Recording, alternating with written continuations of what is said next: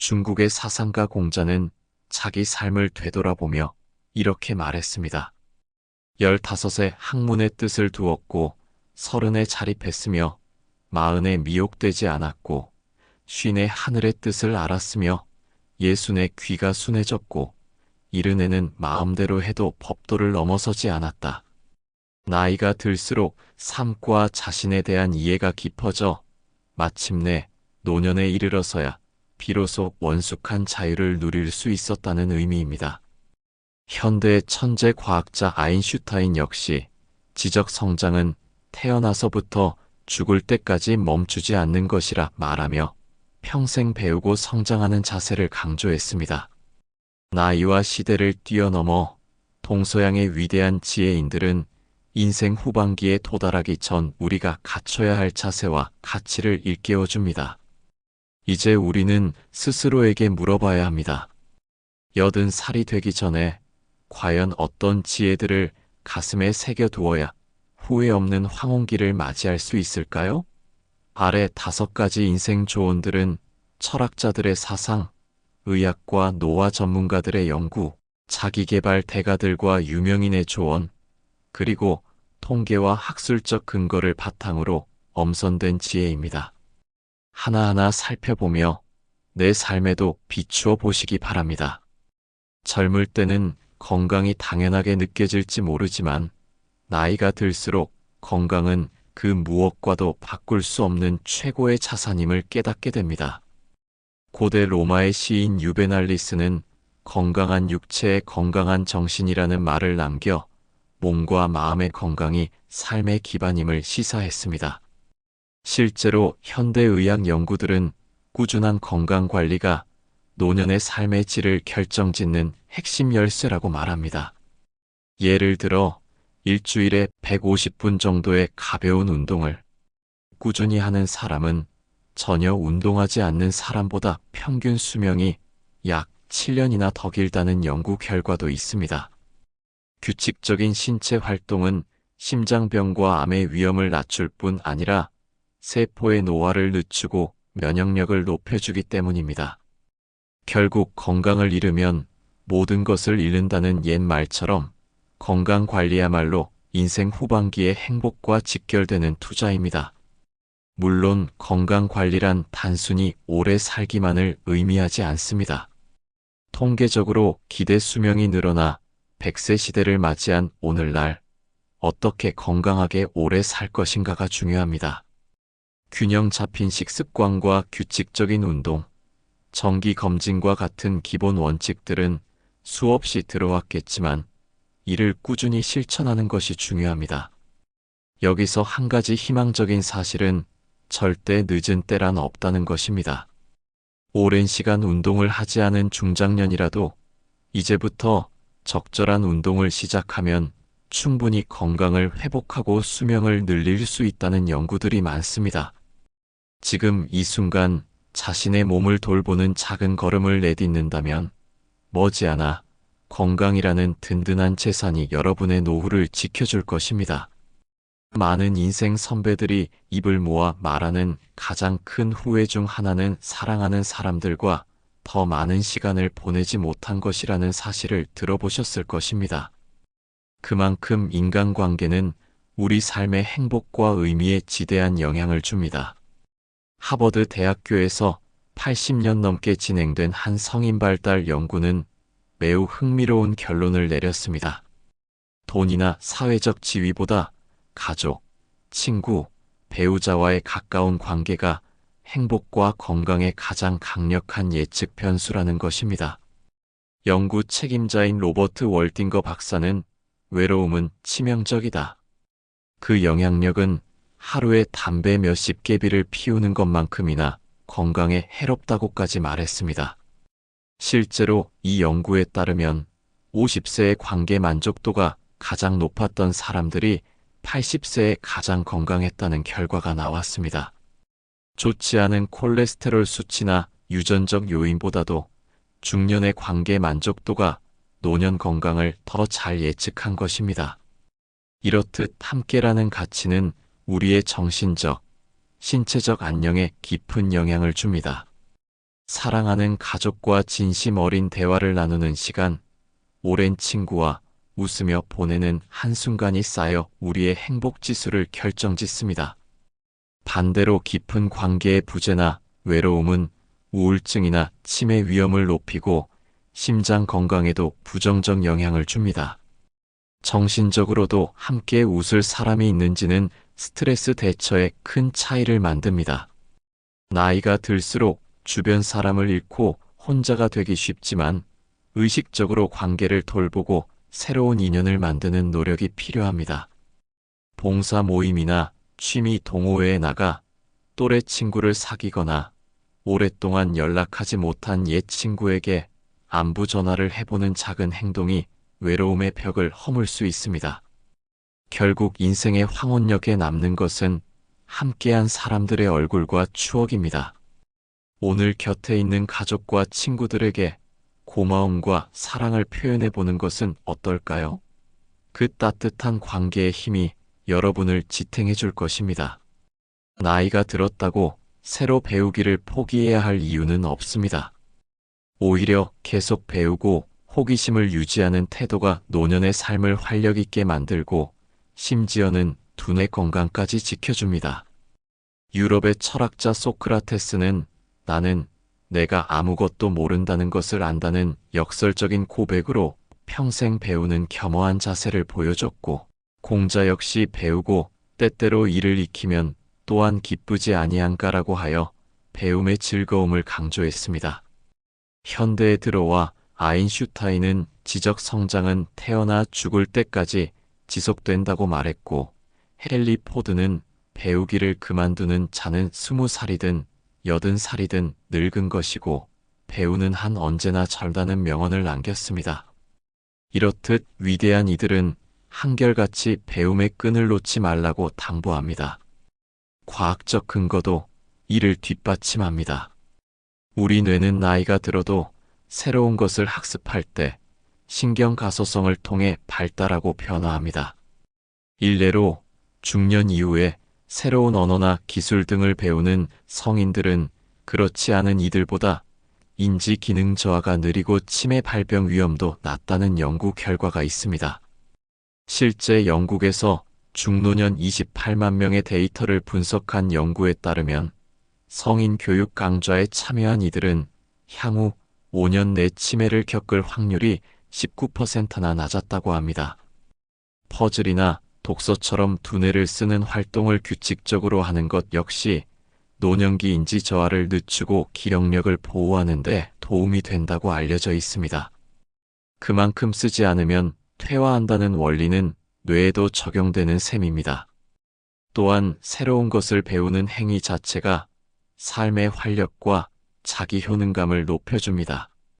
늦깎이로 대학에 입학해 학위를 딴 어르신들의 사연이나 70 넘은 나이에 그림을 배우기 시작해 작품 전시회를 열었다는 사례들을 떠올려 보십시오. 끊임없는 배움을 통해 우리는 나이가 들어서도 내가 성장하고 있다는 느낌을 받을 수 있고 그것이 곧 삶의 의욕으로 이어집니다. 혹시 나이 때문에 이제 와서 새로운 걸 시작하기에 늦었다고 느껴진다면 그 생각을 떨쳐버리시길 바랍니다. 지금 이 순간이 남은 인생에서 가장 젊은 때입니다.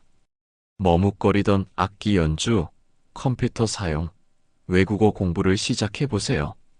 배우는 기쁨이야말로 젊음을 유지하는 비결입니다. 왜 살아야 하는지 아는 사람은 어떤 상황도 견딜 수 있다고 니체는 말했습니다.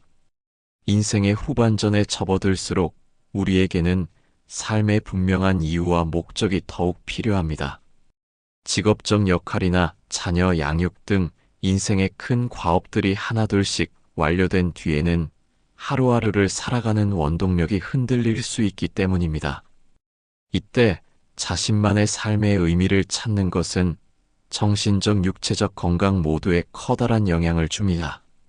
실제로 의미 있는 목표를 가진 사람들은 그렇지 않은 사람들보다 더 건강하고 오래 산다는 연구가 있습니다. 미국에서 진행된 한 연구에서는 삶의 목적 의식이 높은 노년층은 낮은 이들에 비해 향후 수년간 사망 위험이 약 40%나 감소하는 것으로 나타났습니다.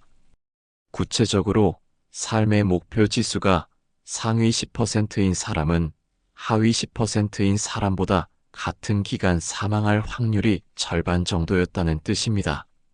정신의학자 빅터 프랭클은 죽음의 수용소라는 극한 상황 속에서도 삶의 의미를 발견한 사람이 끝까지 살아남는다고 이야기했습니다. 실제로 그는 저서 죽음의 수용소에서에서 삶을 참을 수 없게 만드는 것은 상황 그 자체가 아니라 삶의 의미와 목적의 부재다라고 썼습니다. 우리가 어떤 고난을 겪더라도 왜 살아야 하는지에 대한 답이 있다면 견뎌낼 수 있다는 깨달음이었지요. 프랭클은 이것을 로고테라피라는 독자적 심리치료 이론으로 발전시켜 수많은 사람들에게 삶의 목적을 찾도록 도왔습니다. 현대인의 노년기에서도 목적의식의 힘은 유효합니다. 일본 오키나와의 장수 노인들은 아침에 눈을 뜨게 하는 삶의 보람을 이키가이라고 부르며 이것이 건강하게 장수하는 비결 중 하나라고 여깁니다. 누구에게나 이키가이, 즉 살아가는 이유는 다를 것입니다. 봉사활동을 통해 타인에게 도움을 주는 보람일 수도 있고 손주를 돌보는 즐거움이거나 늦게라도 배우기 시작한 취미에 열정을 쏟는 일일 수도 있습니다. 중요한 것은 가슴 뛰게 하는 무언가를 가지고 있는가입니다. 그런 목적이 있을 때 어려움 속에서도 다시 일어설 힘이 생기고 일상에 활력이 돌며 나아가 내 삶 전체에 대한 만족감이 높아집니다.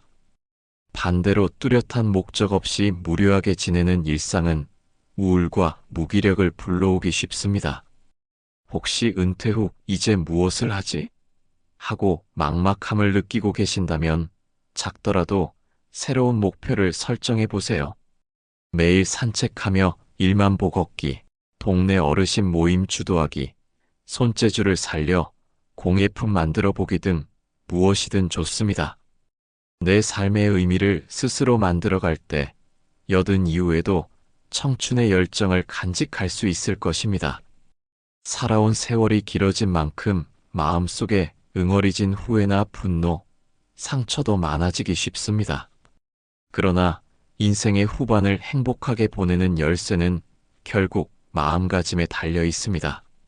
고대 철학자 마르쿠스 아우렐리우스는 분노의 결과는 그 원인보다 해롭다고 경고하며 화에 휩싸이는 것이 얼마나 어리석은 일인지 일깨웠습니다. 실제 현대의학 연구를 봐도 욱하는 성질을 자주 부리는 사람은 그렇지 않은 사람에 비해 심장병 위험이 크다는 사실이 밝혀졌습니다.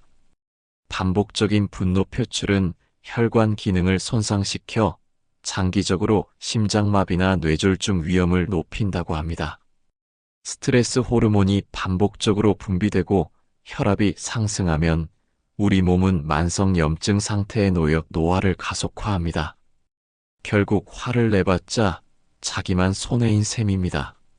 반면 긍정적인 태도와 감정 조절 능력은 장수와 행복의 강력한 예측 요인입니다.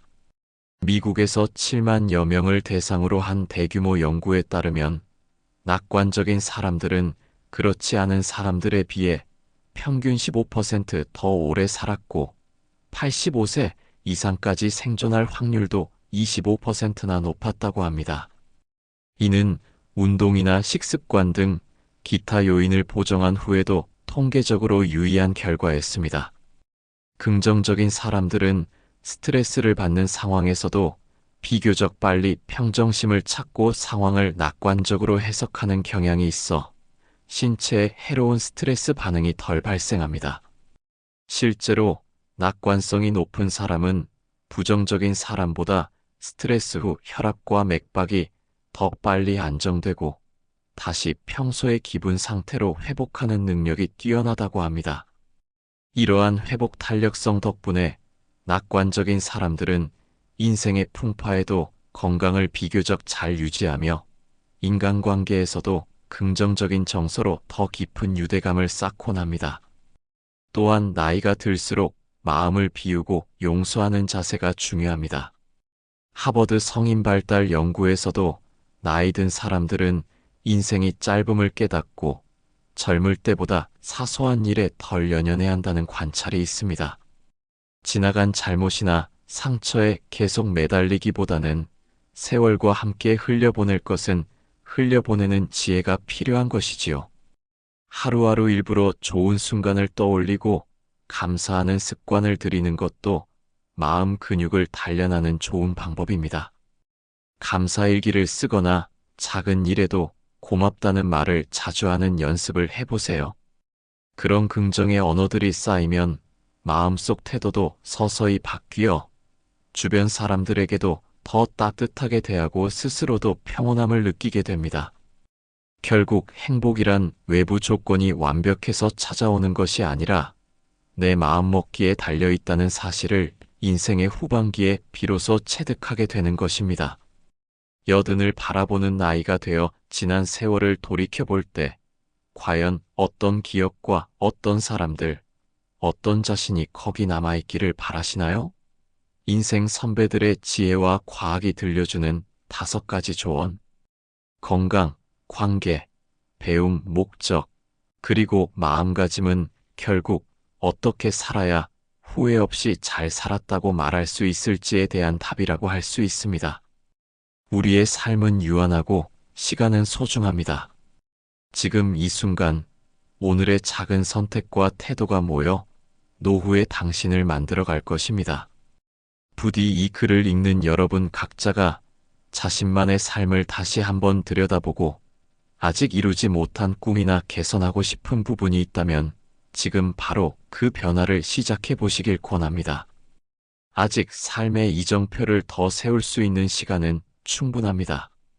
오늘 내리는 결심 하나가 먼 훗날의 당신에게 깊은 감사의 이유가 될지도 모릅니다. 인생은 80부터라는 말처럼 후반기는 새로운 도전과 행복의 출발점이 될 수 있습니다. 이제 당신은 어떤 지혜를 가슴에 품고 남은 여정을 걸어가시겠습니까? 그 대답을 스스로 찾는 일, 그것이 곧 지금의 당신이 해야 할 가장 값진 실천입니다.